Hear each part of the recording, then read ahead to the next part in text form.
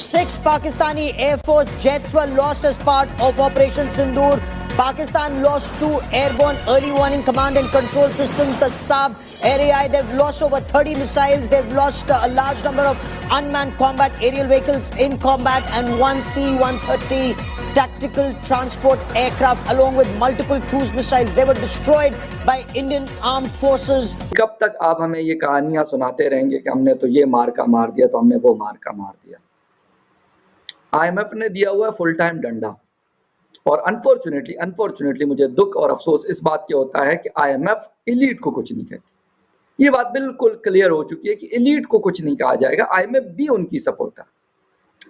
देना है तो आम पाकिस्तानियों को तंग करके और जलील करके रखो। तो ये सिर्फ और सिर्फ ऑप्टिक्स है जी, कोई ऑपरेशन नहीं चल रहा, परेशानी है, कियोस है। जो ड्रामा जो इन्होंने किया था फॉल्स फ्लैग, उसका ये लेना चाहते थे क्रेडिट, वो उल्टा पड़ गया। और उसकी वजह ये है कि राफेल इन्होंने सस्ते खरीदे, अपग्रेडेड नहीं थे। सोर्स कोड फ्रांस ने इनके साथ शेयर नहीं किए, वो अलहदा इनको पैनिक है। और उल्टा अब अवाम के सामने आके कह रहे हैं कि जी अब हम स्टेल्थ फाइटर जेट 2035 तक इंडक्ट करने लगे हैं। फौज कहती है मुझे तुमने लड़ाई आज लड़नी है और फाइटर जेट 2035 में आना है। तो ये किस तरह की बातें कर रहे हैं? तो ये पैनिक है और कुछ भी नहीं है, और झूठ बोल रहे हैं, सिर्फ सीधा झूठ बोल रहे हैं। उनको ये एक अंडरस्टैंडिंग है कि मोदी को जो सेटबैक हुआ है और इंडियन इकोनॉमी को जो सेटबैक हुआ है, उसको खत्म करने के लिए ये एक और पाकिस्तान के साथ मिस एडवेंचर करेंगे, और उस सूरत में पाकिस्तान मजीद रिटेलिएट करेगा। और इस दफा पाकिस्तान पिछली बार की बजाय मजीद पावर के साथ रिटेलिएट करेगा। एक बड़ी पेशरफ्त भी हुई है। जय हिंद। भारत के ऑपरेशन सिंदूर के जवाब में पाकिस्तान की ओर से सैन्य ऑपरेशन चलाया गया था, जिसे बुनियान अल मरसूस नाम दिया गया था। भारत की कार्रवाई में पाकिस्तान के 11 एयरबेस तबाह हो गए थे और उसे भारी नुकसान उठाना पड़ा था।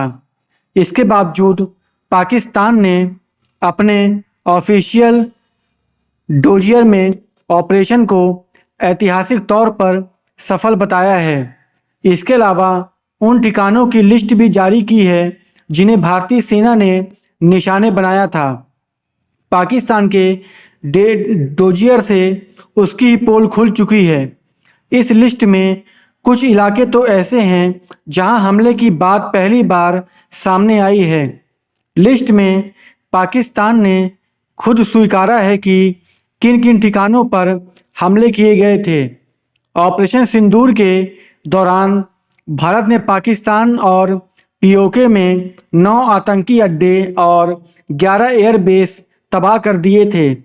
पाकिस्तान की डोजियर में भारत की तरफ से भी ज़्यादा इलाकों में हमले की बात कबूल की गई है। लेकिन आवाम के जो ये 240 मिलियन भेड़ बकरियां जो पाल रखी हैं, इनका कुछ सोचें। छोड़ दें, इंडिया उधर बैठा हुआ है, हम इधर बैठे हुए आएंगे तो 6 लाख की फौज जो पाली हुई है, ये किस लिए? लड़ना उनका काम है भाई। एयरफोर्स ही वैसे काफ़ी होती है आजकल तो। ग्राउंड फोर्स मुझे लगता है कि ख़त्म हो रही है, लेकिन पता नहीं पाकिस्तान में तो बढ़ रही है। तो खैर एनीवे, वो अलग चीज़ है भाई, उनका काम है, उनको करने दें। सपा सालार भी हैं, फील्ड मार्शल भी हैं, आर्मी चीफ भी हैं, तो तीनों मिलके बनते हैं शाह साहब। तो आप उनको बस कहें भाई आप ये संभालो, हमें ये अपना काम संभालने दो। आईएमएफ के साथ इस वक्त एक गुज़िश्ता 8 से 10 महीनों में सिर्फ जो मोटरवे के ऊपर टोल टैक्स है वो डबल से भी ज़्यादा हो चुका है। आप कहीं पे भी ट्रेवल करते हो, और अब आज की खबर आई है कि 50% उसमें मज़ीद इंक्रीज आया है। यार मुझे समझ नहीं आती कि पेट्रोल आप नहीं, उस पर रिलीफ मिल रहा होता है, नहीं देते।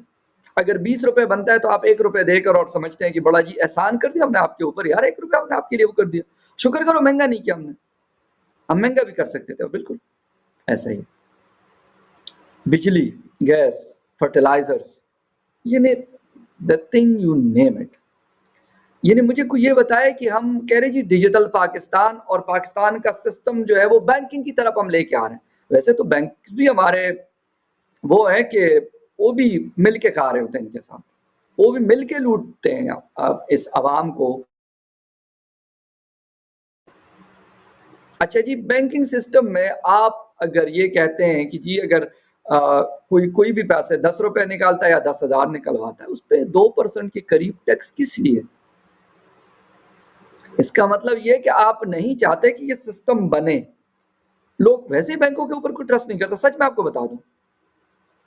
इसलिए बता रहा हूं कि बैंक का भाई आपको पता भी नहीं होगा जी आपका अकाउंट ब्लॉक है जी। किसने कहा जी? ये तो हम आपको नहीं बता सकते जी हमें किसने कहा, हमें ऑर्डर आ गया और हमने ब्लॉक कर दिया।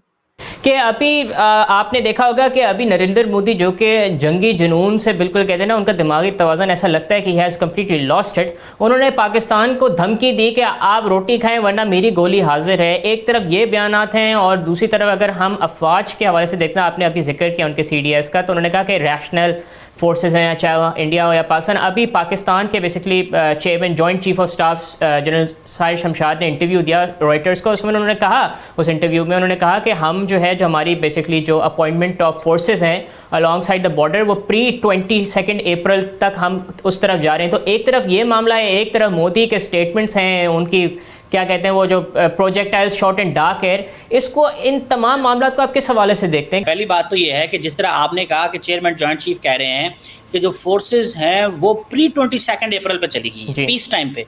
नरेंद्र मोदी कह रहा है ऑपरेशन सिंदूर जारी है जी। फौज कह रही है ऑपरेशन, हम बॉर्डर से फौजें वापस आ गई हैं, क्योंकि ये रेसिप्रोकल होता है। जो भारत और पाकिस्तान के DGMO का राब्ता है कि हाँ जी आप भी फौजें वापस ले जाएं, हम भी फौजें वापस ले जाते हैं। तो फौजें वापस चली गई हैं और पॉलिटिशियन कह रहे हैं नहीं मैं ऑपरेशन मेरा चल रहा है अभी। तो ये सिर्फ और सिर्फ ऑप्टिक्स है जी, कोई ऑपरेशन नहीं चल रहा। परेशानी है, कियोस है। जो ड्रामा जो इन्होंने किया था फॉल्स फ्लैग, उसका ये लेना चाहते थे क्रेडिट, वो उल्टा पड़ गया।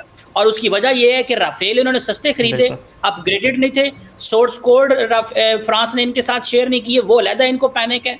और उल्टा अब अवाम के सामने आके कह रहे हैं कि जी अब हम स्टेल्थ फाइटर जेट 2035 तक इंडक्ट करने लगे हैं। फौज कहती है मुझे तुमने लड़ाई आज लड़नी है और फाइटर जेट 2035 में आना है। तो ये किस तरह की बातें कर रहे हैं? तो ये पैनिक है और कुछ भी नहीं है, और झूठ बोल रहे हैं, सिर्फ सीधा सीधा झूठ बोल रहे हैं। लेकिन सबसे इंपॉर्टेंट रोल जो है वो भारत का मीडिया प्ले करेगा। भारत का मीडिया पहली दफा इंडियन गवर्नमेंट और इंडियन फौज के खिलाफ बोला, और वो CDS चौहान की स्टेटमेंट पे कि हमारे जहाज गिरे हैं और वो भी ब्लूमबर्ग को। क्या भारत का मीडिया इसी तरह जो है वो हुकूमत का साथ देता रहेगा? क्योंकि वो मीडिया तो रहा नहीं, आपको पता है क्रेडिबिलिटी बिल्कुल खत्म हो चुकी है भारतीय मीडिया की जी। तो वो अब देखना ये है कि ये अगर तो मीडिया क्वेश्चन मार्क करता है, क्वेश्चन मार्क कहता है कि हाँ जी आपने ये गलत किया है, तो फिर तो नरेंद्र मोदी के लिए बहुत मुश्किल है। लेकिन अगर नरेंद्र मोदी जो है उसको सपोर्ट करता रहता है मीडिया, झूठ सच, क्योंकि आपको पता है मीडिया तमाम जो मोदी साहब के दोस्त हैं, अम्बानी, ज़दानी, उन्होंने बड़े मीडिया चैनल जो है वो खरीद लिए हैं। तो I think that is where the issue is ji. Absolutely देखें तो हमने देखा है किस तरह से डोनाल्ड ट्रंप ने कहा कि एप्पल कंपनी को भी इंडिया से जाना चाहिए, और अब टेस्ला का भी आ रहा है कि they are not interested in producing cars in India. तो ये इकोनॉमी वाइज भी कितना बड़ा डेंट होगा ये इंडिया को? देखें, मैं आपको इंटरेस्टिंग बात बताता हूँ। ये इंडियंस जो हैं ये पाकिस्तानियों के खिलाफ प्रोपेगेंडा कर रहे थे। ये कह रहे थे कि आपके पास पैसे नहीं है और आपने तो अपने मेन स्ट्रीम न्यूज चैनल्स पे तो आपने अपना असला जो है वो तो आपके पास है नहीं, आप तो 100 घंटे से ज्यादा जंग नहीं लड़ सकते। इंडिया की इकोनॉमी बेसिकली एक फ्रॉड के ऊपर खड़ी है, एक फिक्शन, एक आई वॉश के ऊपर खड़ी है। और जब जंगें होती हैं हमेशा से ये असूल रहा है, when you enter a state of war, war has its own economic infrastructure और उसकी अपनी इकोनॉमी, जिसको वॉर इकोनॉमी कहते हैं। तो जब जंग होती है तो जंग में जो शख्स ग्राउंड पे जीत रहा होता है, जिसकी मिलिट्री पावरफुल होती है, जो मिलिटरीली अपने आप को प्रूव करता है एज अ पावरफुल एंटिटी, वो इकोनॉमिक बेनिफिट ऑटोमेटिकली ले जाता है। बिल्कुल सही। अब राफेल की आप बात देखें और पाकिस्तान के जो फाइटर जेट्स हैं उनकी बात देखें।